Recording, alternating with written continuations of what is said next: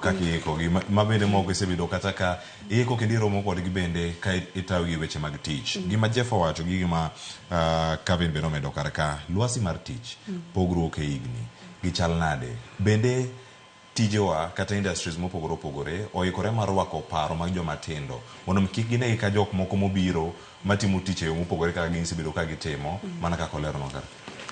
Penjo maber zaidi Cleophas, king'iyo sani yudo ka era mwantiere ni wan gi karibu generations auchiel matiyo kanyakla. Ndalo mokwongo go pok nobedo gi generations ailago. Wan gi traditionalist magi jo 70s. King'iyo judges mane Kenya ka moko nitie mantie over 70 years.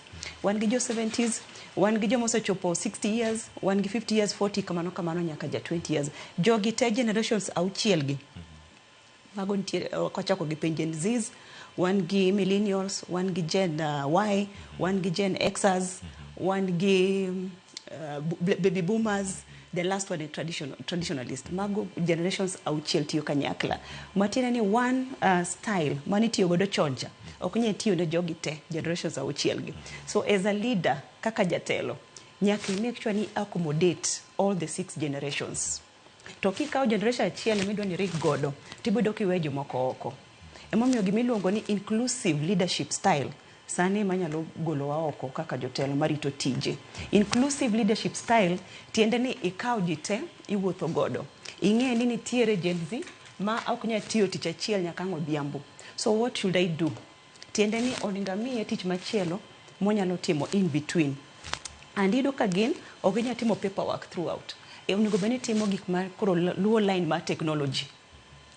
Technology kayo kinya wegi oko. Magi jok manie YouTube sechete. Koro ka tiji pod intiere paperwork ahinya, ibodo ki lose jogi. To kikawo giketo gie nitie tich mi digitalize maybe operations meki tibodo ka gibedo. Mar ariyo magi joma bende dwaro imiyo gi feedback. Okay, ni gitiyo ni at the end of performance, iluongo na performance review, sama ing'iyo tijgi at the end of the year cha. Sani kibedo kode piny kideluongo Jeff ni wabed piny, I check on your review. Sano is too late.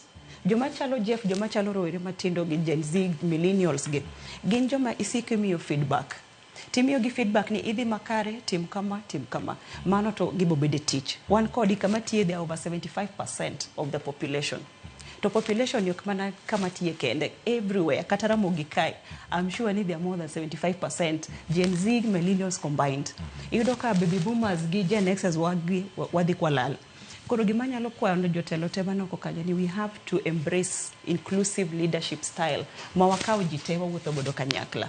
Then you tailor program mar ng'at ka ng'ato nyalo donje. Erokamano Lilian. Kapok awinjo pat Jeff to penjo kaka idhi dwoko madhi kona kaka Jeff dhi donjo bende feedback. Iwacho ni kae kama ji kosana kata kae kama tabu wuoke.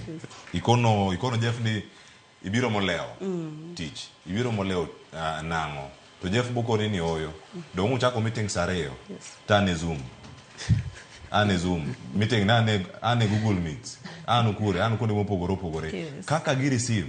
Gino kaka uchiwo feedback ni. Onego bed ni ilose yo machal nade. Mondo mi kiko ne ni Gen X kata millennial motelo kanyo kata obed ka en baby boomer kata obed ka joma dongo ka ok ne ka gima ochayo joma tindo modonjo to aduoka mabendo dhi doka wuko ng'ama tin kiko chal ka aduoka marachaya kanyo ere kaka iketo line no bede yo moro makare. Cleophas mano penjo maber king'iyo enabling environment kata kidwa ni los lwasi maber in kaka leader in kaka jatelo in michako not Gen Zs mane kaka ng'eny because kitimo coaching maber ne nyithindo ne rowere gi most of the time you do ka gito the line to ka imbe de gi thorax kata de gi goko to iyudo that blockage.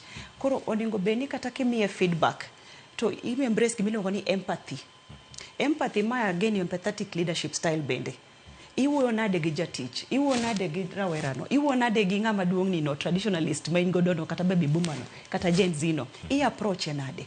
Kaka da approach Cleophas should not be the same kaka da approach Jeff. Kaka da approach the 60-year-old opogore. So that empathy bende nyaki embrace. Tiende ni kideko tich kapoka bedo ni ada wacho ni wite kideko tinde onigo bena penjora nia ang'o me tinde Jeff kata Calvin deko, what could be the issue? Jeff wabede ne piny wawuo. Koro kanyo is where we go wrong because wadwan wabed one formed opinion already about someone and lazy okobi teach, but you're forgetting ni imbe bisa fwenyo gimomiyo maybe nyathino deko teach kamano. So for me I think empathy kiketo empathy mbele tendeni empathy tendeni irwako wuoche ng'at mi to penjo no. Koro kisarwako wuoche ne to yot mondo igori kome kata yot mondo bed gi a very good feedback session. Erokamano. Jeff,